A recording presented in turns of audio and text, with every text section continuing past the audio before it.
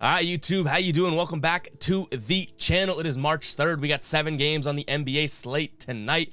Last night, we split our plays. We went 1-1 against the spread and 1-1 in the player prop territory. And our ride of the day was from Gotta Get the Bag over here. And I got to give a little, I'm coming to your defense a little bit here. Gotta Get the Bag. I was also in on the CJ McCollum over points, rebounds, and assists before making it an official ride of the day. So this isn't all Gotta Get the Bags research that didn't come up clutch and didn't hit for us. I was totally my own person picking that as well. So we got a womp womp. Me and you deserve a womp womp there. CJ McCollum had 9 assists, 6 boards, and then only 17 points. So he came up just shy. And I bet if that game was a little bit closer, we may have seen him touch it. Again, all he needed was a couple more baskets. 17 points. CJ McCollum has been on a tear for the Pelicans, and he only had 17 last night. So that was still, I feel, look at the stats that Gotta Get the Bag throws out. That was an educated play. So a good ride of the day just doesn't come through for us. But like I said, we went 500 last night, hoping to bounce back a little bit tonight, guys. What we do on this channel is we go through each and every game. I give you what I'm thinking, give you where my head's at, give you my lean on the game, but keep an eye on the pinned comment for my final plays. That is where what I'm rolling with tonight will actually be updated throughout the day, so that's where you guys can check it out if you guys want to figure out if you want to fade me, which I have been ice cold lately. You can fade me if you want. You're smart if you fade me, but you're a genius if you ride. So keep an eye on the pinned comment. That's where my final plays will be in all player prop additions as well. And then as always, guys, before we get into the game tonight, please hit that subscribe button. I'd appreciate it. We're getting back to consistent content. We're grinding, not missing days here. If I'm recording like I did, if I have to record in my car, we do it. We figure out a way to do it and get it done. So make sure to hit that subscribe button, like the video, and then stay tuned to the end of the video for the hashtag of the day to use in your comment. And yesterday's hashtag of the day was hashtag winner. We ended up just coming out even yesterday, but Dennis, we have a couple OGs to shout out today. Dennis had hashtag winner. Cleveland and Orlando did not hit, but then that latter 3 there, OKC, New Orleans, and Philly hit from 3 and 2 night. And then he split his NHL games, I believe. I know nothing about hockey, but I did go and check your work there, Dennis. So shout out to Dennis, 3 and 2 night for him, guys. And might as well pop this up here too. Ride of the day. If you don't know what the ride of the day is, just use hashtag ride of the day in the comments. Give me a player prop and I will jump in with one of you guys. Trust your research. Put my money where your mouth is, which sounds weird, but use hashtag ride of the day in the comments and I'll jump on one of your player props and I'll let you know in the comments if I am riding with you. But enough rambling. Let's jump right into the video. We have the Bulls traveling to Atlanta here. Atlanta 4.5-point underdogs against the Bulls. Last time these teams played was just a couple of weeks ago, maybe a week and a half, and Chicago won this one by 4, so they wouldn't have covered that 4.5 line.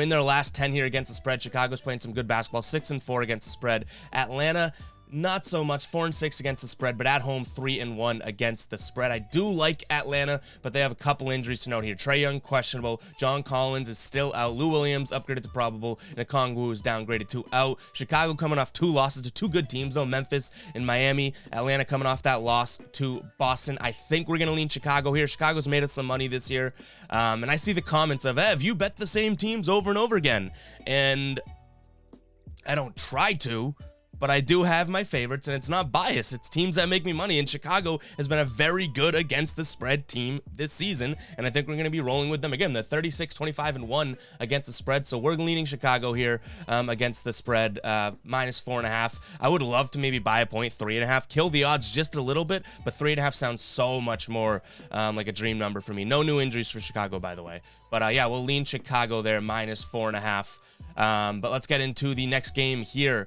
Toronto taking on the Pistons. Toronto 8.5-point favorites against Pistons. These two teams played in January. Toronto actually got smoked by them. Almost a 20-point loss to the Pistons. But that was when Toronto was really banged up and bruised. In their last 10, Toronto is 5-5 against the spread, and they have not covered in their last 2 home games against the spread, whereas Detroit 4-5-1 against the spread here. Toronto, Van Vliet is questionable, Anunoby is questionable, and Wilson is out. Coming off 2 wins against Brooklyn. We can say Toronto is, and Detroit, Charlotte, they beat, and then Washington in the last 2 games. I'm going to lean Toronto here, but keeping an eye on an injury report. That injury report with no Van Vliet or Anunoby, if those guys are out, that kind of scares me. So this is probably a stay away game. The Pistons are definitely fadeable, but the Raptors without those two guys, I don't love. So we'll keep an eye on the injury report, but I'm going to lean Toronto -8.5 if those two guys play, but it's really them or nothing to me. I'm not putting my money on the Pistons tonight. We have done that before. I have been crazy enough to bet a team like the Pistons before, but we'll keep an eye on the injury report. This is probably a stay away game for me.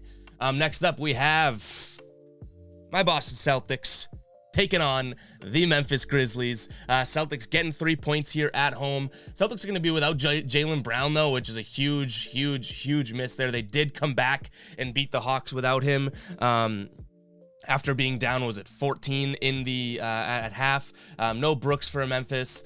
Contra's questionable and Pons is out. Memphis, Chicago they beat, then San Antonio, and the Celtics have won 3 out of their last 4. So this, I think, is going to be a close game.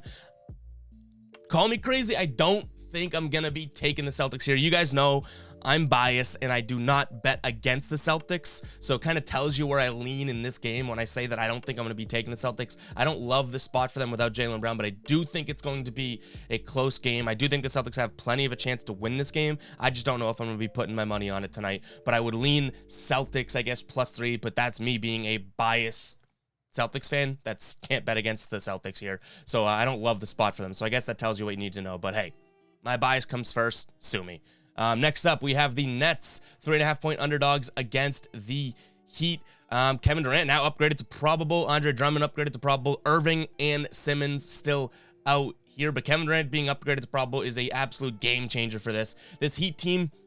Back-to-back, just losing to Milwaukee last night. They did cover against them, but this Brooklyn team has been an absolute shambles lately. Last 2 times these teams played, and they're more relatively healthy here. Miami beat them by 4, so they just covered that number. I'm going to lean Miami here, but this, again, I hate to be wishy-washy on some of these games for you guys, but this is one that I really don't see a strong side on. With Durant coming back, someone could easily convince me saying, you know what, no, I think that the Nets come out firing. They haven't been playing good basketball. Durant coming back, all of a sudden that gives them the spark they need. Miami on a back-to-back, a deep game, a loss by 1 when they were winning for a decent chunk of that game. It's not a good spot for the Heat. That's the kind of the point that I'm trying to make here. Like, this isn't the best Heat spot. Durant comes back. It's a better spot for the Nets at home here against the Heat than it is for the Heat against the Nets. So I'm going to lean Miami because they truly are the better team. Maybe Durant takes a second to get his bearings here, but I lean Heat, the better team. But I will say I don't love the spot for them. Next up, we have the Mavericks, 2.5-point favorites over the Warriors at home. These two teams just played, was it 3 nights ago? And the Warriors had a, 17-point lead. We were on the wrong side of this one. 17-point lead in the 4th quarter, and they end up losing the game by 6. I don't think that happens again.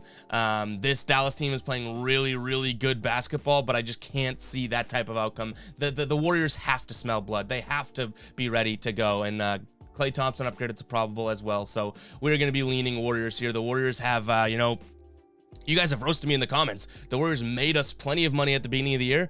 Now the Warriors are just freaking pissing away money for us right now because we've been loyal to them, but that's one of my flaws. You guys call it out in the comments. I bet the same teams over and over again. But still, the Warriors 30, 28-4 against the spread this season. This Mavericks team has been on a tear, though, lately. They are 9-1 against the spread, 4-1 at home, 5-0 on the road.